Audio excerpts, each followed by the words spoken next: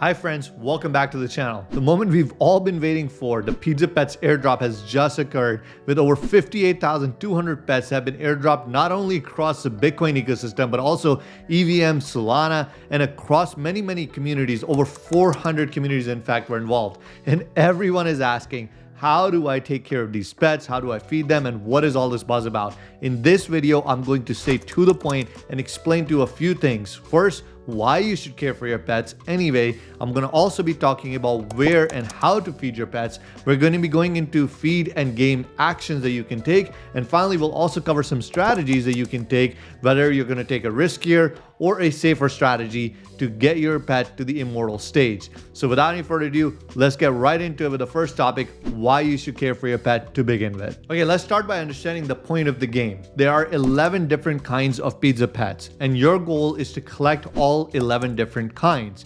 Why? Because the game will last over a period of 69 days, and if you're able to keep 11 different kinds of pizza pets alive throughout this period, you're going to have the ability to essentially control the supply of the future pets, because those who collect and immortalize 11 of the different kinds of pets are able to breed new pets. This is going to give you reminders of the CryptoKitties days, right?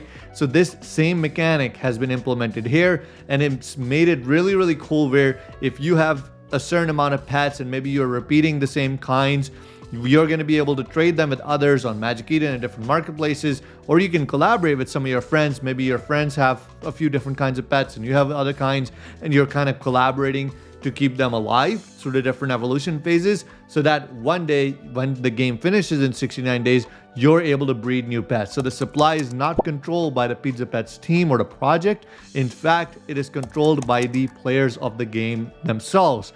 If you are able to be one of the few who's going to collect the 11 different kinds of pets and then go through the evolution process of the game to keep them alive by feeding them, by caring for them, by protecting them against catastrophic events, you're going to be able to breed new pets and take advantage of the new supply of pets that you continue to breed. So that is why you should care. And obviously, this has a huge benefit for anyone that gets the pets to that stage. Furthermore, most of the pets, there are over 58,200 pets roughly in circulation right now.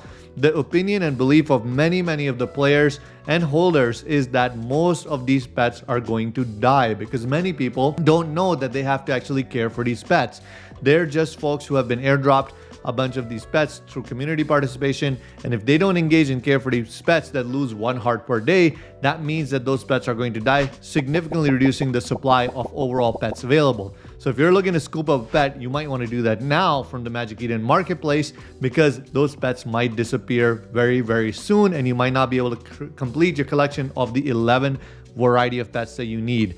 That also means that your pets that are left are going to be a lot more valuable. So now that you know why you should care for those pets, let's get into where you need to go and how exactly are you going to feed your pets. Okay, so in order to take care of your pets and to interact with them, the site that you can see on the screen right now is pizzapets.fun, and you can see the site coming up. When you head over to the site, even before connecting your wallet, you're able to see a few things. Of course, there's a header menu over here, but if you scroll down on the homepage itself, you can see that you have a feed menu, you have a pet pulverizer menu, and a breeding menu. The next two menus are not available yet, and in fact, as of the recording date of this video, which is December 15th on Sunday, even the feeding mechanics are not live. They are going live in a matter of hours on Monday, December 16th. Now, I will still be able to show you the different actions you can take, however, and how you can go through the feeding. So let's cover that in this part. So first thing you want to do is, if you scroll down, you can kind of get familiar with the interface. There's different feeding options, game action options, and also an option to choose the network fee for this feeding transaction. Now, in order to really understand it, it's better to connect your wallet that you have your pets in. For me, that is my Xsource wallet. So I'm going to go ahead and hit this connect wallet button right here. And when I do that, it gives me option of different wallets that you might have your pets in. For me, it is Xsource. Xsource pops up. I'm going to go ahead and connect it. And as soon as I do that, it starts loading up all of my pets right here in the select your pets menu. Now, the Pizza Pets team has done a great job by giving you the option to feed one or many pets at the same time. One caveat though when feeding in bulk is that when you click this select all option here, it only selects the pets that are viewable on the current page. So for example, if I was to select one pet and go through the feeding dynamics, that's pretty straightforward. But what if I want to feed all of my pets the same food at the same time? Well, I can click select all here, and when I do that, notice that it says 6 pets selected. But down here, it says 1 of 5. That means I have another 4 pages of pets to select because I have obviously a few ninjas and I've won a few pets through some community participation. So now when I click next, I have to go to the next page, page 2 of 5 in my case, and select those pets as well. And I can repeat this process for each page. Now the Pizza Pets team has been notified of this issue where select all is not selecting all pets throughout different pages, and they did say that they're working on a fix. But if you want to feed them on Monday, that means that you need to go through each page in order to select the pets so that all of the pets in your specific wallet do actually get selected. So as you can see, I'm going to go through these pages here, and I have selected all 5 of 5 pages worth of pets here. And now when I come back to the previous pages, those pets remain selected, and you can see even over here it says 30 pets selected in this specific example, which is great. That means that I can feed all of my pets at the same time. On the spaces on Friday, T.O. Trevor Owens, the founder of Pizza Ninjas, has also made it clear that feeding multiple pets in one transaction is significantly cheaper and more cost effective than feeding them one by one. So if I was to feed 30 pets on one transaction at a time, I may pay about $5-ish per transaction for that feeding. So 5 times 30 would be roughly about $150 in fees. But if I feed all 30 of them in one transaction, I might only end up paying about $20, $25, $30 in fees, which is significantly less. Now, the exact fees are to be determined when this broadcast and this tool goes live on Monday. So I'll be posting some feedback on my X account and as well as on YouTube, wherever you're watching this video. So make sure to subscribe and follow me on those platforms to stay up to date with the latest information that I find as I play this game myself. Okay, so let's get into all the different kinds of feeds that are available, the different game actions that are available, and what are their pros and cons of each of those specific actions. The best place for you to look at all of the different kinds of feeds and their benefits is once again pizzapets.fun. So if you head over to this site and hover over the different categories that are available, so you have feed, you have performance enhancing drugs, you have remove effects, you have state altering drugs. Each one of these categories has the different actions that you can take that have different pros and cons. For example, if your pet is losing hearts, which each pet loses 1 heart per day, you can give a pizza to give it 1 heart. You can give a beer to give it 2 hearts, to gain 2 hearts. So in order to gain health. But they both come with consequences as well, where pizza increases the chance to poop by 23% and beer increases the chance to poop by 69%. Now, if the pet has pooped and you do not clean that poop, that means that its heart decay will continue faster and then it will die faster as well. So if you see a poop icon on your pet, on the interface, on Magic Eden, or in your wallet, you can come and do a remove effects action, which is showering, and showering cleans up the poop, cleans up your pet, and removes the heart loss as well. Milk also removes the effects of drugs, but what kind of drugs are you going to choose to give your pet? You can hover over the performance enhancing drugs to see their benefits. So you have weed, cocaine, coffee, and steroids. Specifically, the ones that I find most interesting are cocaine and steroids in this specific example, where if you give your pet steroids as an example, it evolves 1.5 times faster, but it will also lose its heart 2 times faster. So what I'm thinking is I'll try to give it some steroids, and then I can give it some cocaine, which stops heart loss for a period of 3 days.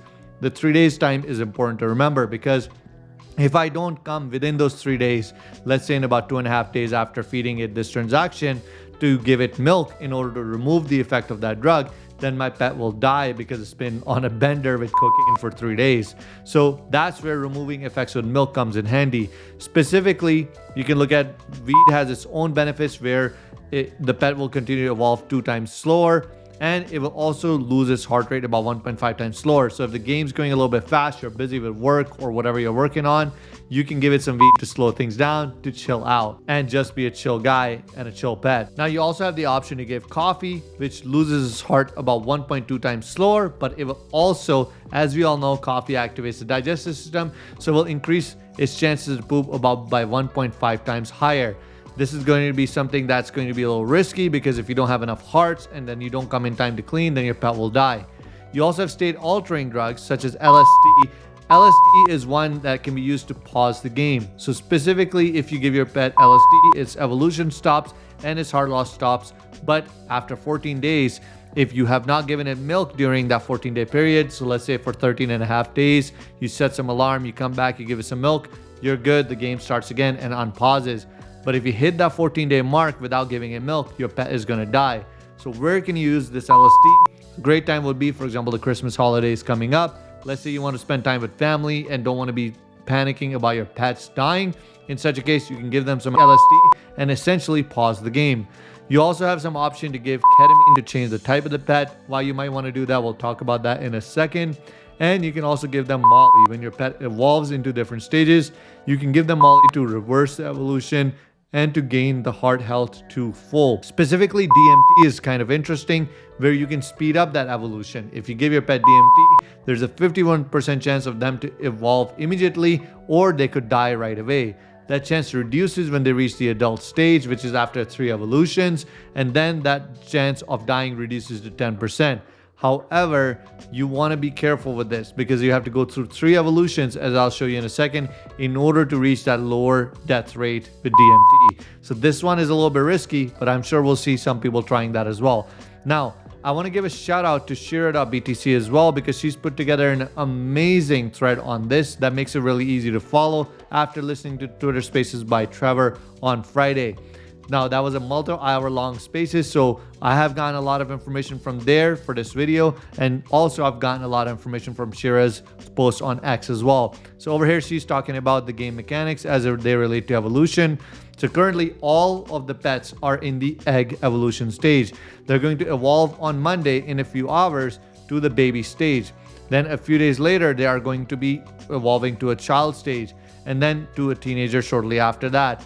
Now with DMT, this is the effect I was talking about. You can speed up the evolution by giving them DMT. You can also speed up the evolution by giving your pet steroids.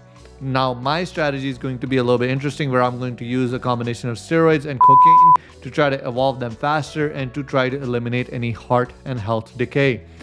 In this thread, she's also mentioned a few very interesting things that make it easy to follow. So if you're having a hard time looking at the pet's website and hovering over each one to decide, I'll also link her thread in this video so you can go over there and follow along very, very easily. Then we come down to step number 3, which is to choose the mempool fee. If you're coming from the EVM, Solana, or other ecosystems and you're like, what is this fee? Why do I have to choose this? Don't worry, it's just like in your Phantom or MetaMask wallets, whichever ecosystem you're familiar with, where you have to choose a certain gas amount. In MetaMask specifically, you can choose low, medium, aggressive. Similarly, on Bitcoin and Xsource and other wallets, you have the ability to choose the specific fee. If you want to find out what the fees are, Ordinal's Bots API is actually showing you the average right here on the screen. But if you want a granular experience, you can go to mempool.space. That is mempool.space. And right here, you typically will see the latest fees right in front of you. So you can see the low priority fee is 5. The medium priority fee is 6 and the high priority fee is 7. So in my case over here, as you can see, is giving you an option of 9 sats per VByte, which is 2 sats per VByte higher than the high fee, which is something I would be comfortable with because when I'm feeding my pets, typically it's going to be close to the time when they're about to lose some of their final hearts. And I do not want it to be a situation where my transaction gets pushed to the next block and my pets end up dying. So I'm going to use a higher fee to send this through. So once I select this, once the feeding guide goes live on Monday in a few hours here, I'll be able to hit submit. That will pop up a transaction similar to what you see on MetaMask and Phantom and other ecosystems. If you're familiar with Bitcoin, then you know it's going to be an Xsource pop-up that will ask you to confirm your inputs and outputs, and you simply hit submit, and that transaction will then be broadcasted. You'll be able to follow it along right here on the Mempool Explorer. Of course, the transaction remains unconfirmed until that block is mined, and once it comes to confirmed, your pets will have been fed and their heart ratings will be shown over here as well. So these are the strategies you have available. Are you going to be feeding your pet pizza and beer and trying to keep it safe by cleaning its poop with a shower? Or are you going to go the more risky strategy by just DMTing all the way? Or are you going to find a balance with the cocaine, steroids, and some of those other options that are available. Well, let's cover all of that in the strategy section coming up next. Okay, so it's time for the strategy section. So my strategy, I believe, is going to be, after looking at a few of these things, first thing I'm going to try to explore is, can I feed my pet steroids, which is going to help it evolve 1.5 times faster. And however, the consequences is going to lose hearts 2 times faster. So if I give it this, can I then feed it cocaine to stop its heart loss? Because if I can do that, that means my pet is going to continue to evolve faster and I can stop the heart loss, feed it pizza every once in a while. And to me, that's a nice balance between not having to wait all 69 days to get immortal pets and also not having to go through the DMT route of 51% chance of my pet dying or evolving.